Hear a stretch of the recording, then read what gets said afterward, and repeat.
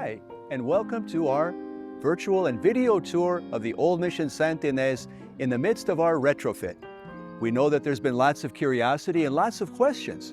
And so, because of safety reasons, we can't ask everybody to join us as we walk through our tour today, but we can invite you to join us virtually as we take you through the Old Mission.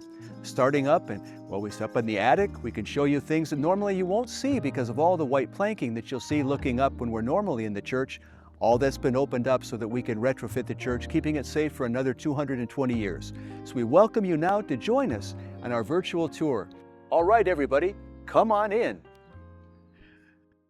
Welcome inside, everybody, to our 220-year-old church. 220 years old and still very strongly built.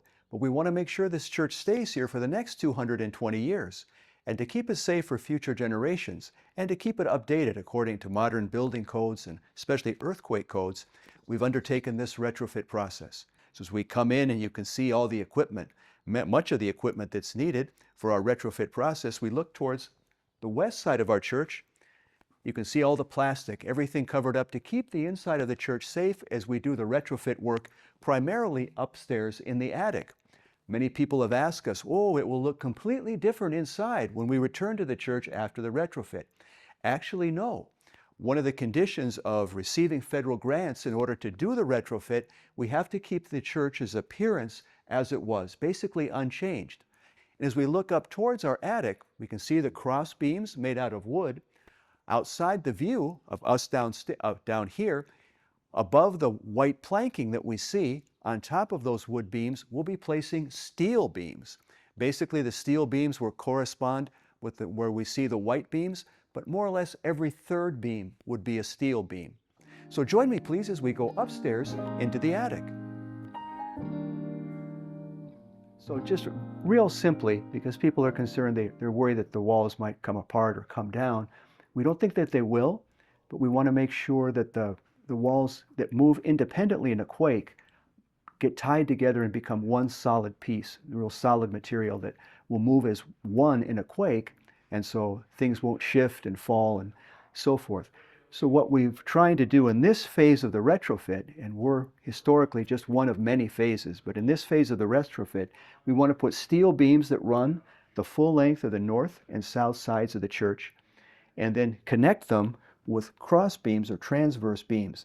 The beams are the same size, and what happens basically is we're making a steel box that will be anchored into the walls, and what that does is just pull the whole church together and all the walls together into one solid piece. So if a quake happens, everything moves together instead of moving apart or shifting in such a way that pieces of the roof would fall or one wall would conflict with another. So it just holds everything together in a giant steel box anchored to the walls by our steel bolts. So that's the current phase, that's what we're doing up here. For those who have seen our sacristy from the inside, now we're above our sacristy. We've learned from our historians and our docents that the sacristy was built after the main body of the church. If you notice where we're standing now, the concrete that's above me, above my head, is the same concrete in the body of the church that was at our feet. So kind of the ceiling of our sacristy is much, much lower than the ceiling of the church. And as the retrofit progresses from east to west and they get to the sacristy area, up in the attic, it's a big challenge.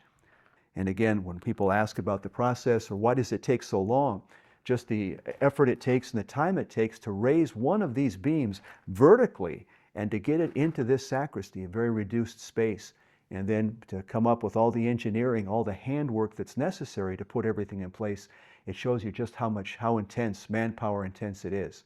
No power cranes or power-assisted tools here. It's just sheer human muscles. Sometimes when folks have asked us, well, why is it taking until maybe midsummer or maybe even a little bit beyond that? Again, you can see the level of work that's implied. Just the work it takes to get the materials up here, then raise them to the right level, make sure they're secured in place, and keeping everybody safe to make that framework that's going to go all the way across, and then weld it in place as well. So very, very clever, very innovative people, but again, it's manpower intense, and so that's why we give thanks for your patience as we complete this job.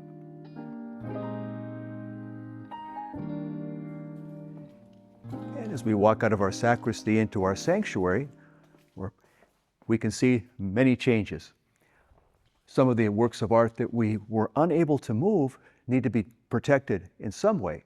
And so our Spectra team, very, very innovative in protecting our altar and our ambo, the original altar, and also the image of Santidades of St. Agnes in a very, very special way. The plywood, the 2x4s, all very protective. And also everything is fitted almost flush to the walls, so dust or that kind of debris falling from the ceiling is also kept on top of the wood so as not to stain or damage anything that we have here. See some of the seats as well, the presider's chair, other things are well protected with plastic. And we've had people have expressed concern about St. Agnes, who sits up in a niche, and people have worried that it's just sitting up there in a very narrow space that she might fall or might be damaged because of the retrofit. But you can see it's highly protected, but also the church was repainted several times and restored, especially in this part of this area of the church in the early 21st century. And when they did the repainting, including the restoration with St. Agnes, she was bolted in place.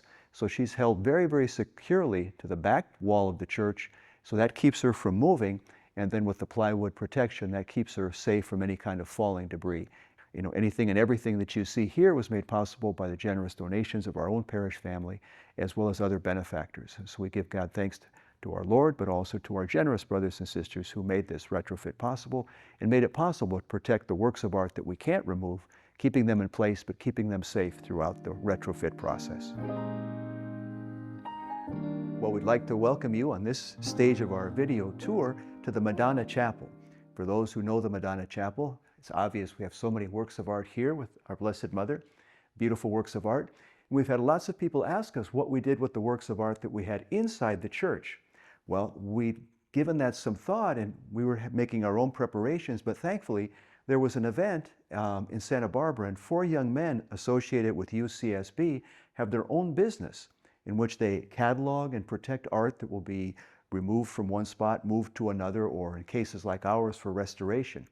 And we're drawing your attention, of course, to the beauty of our Madonna Chapel. And you can see that the other works of art that were inside the church are now here. And that team of 4 young men did a beautiful job. In fact, it's a work of art, we could say, what they've done with our works of art. They use special polymer, special plastic sheeting that does not affect the pigments, and so that they can wrap these with security.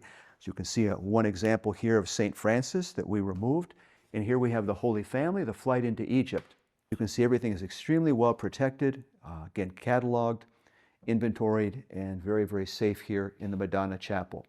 So for those who are worried that something might happen, these might get damaged or stained or whatever, we have it very well protected here. And meanwhile, we're finishing the restoration. The rest of the works of the art of the church will be safe in here in the chapel. Now we're here in the body of the church, and as you can see, most of the pews and works of art, everything we have in here has been removed for the construction for the retrofit. And down here where we unload the materials from the different trucks and the different contractors, and we set things up here on the floor so that we can load them up and go up into the attic where the work is being done.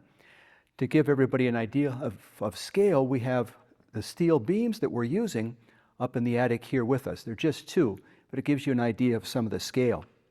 The steel we're using is a little bit lighter. It's a new alloy, the same strength as the old I-beams that maybe some of us have seen in other construction, but it is a little bit lighter, but has the same strength as older steels. We're also installing hundreds of these steel bolts. They go into the wall 4 feet. They're anchored into the wall with a special mixture of epoxy. And then the steel plate would go at the very end of it with a bolt on top. So it would fit on the threads. We'd chop it off so it would be more or less flush with the steel plate. Then the steel plate, using other pieces of steel, these little L-shaped plates and square-shaped plates, we'll go ahead and weld these onto the beams. So the beams, because of their own heavy weight, will rest in terms of gravity on the walls themselves, but they'll also be anchored into the walls by using these long pieces of steel. Then we basically form that steel box up on the top of the church to keep everything anchored together. All the walls will be anchored together, and if there is a big quake, the big one, so to speak, everything moves as one piece instead of each wall moving independently. So we give you some idea of the scale here. These weigh around 300 pounds, and it's no easy feat to get them up into the attic space. But once they're there and anchored, they're incredibly strong. So we keep the mission safe for another 220 years.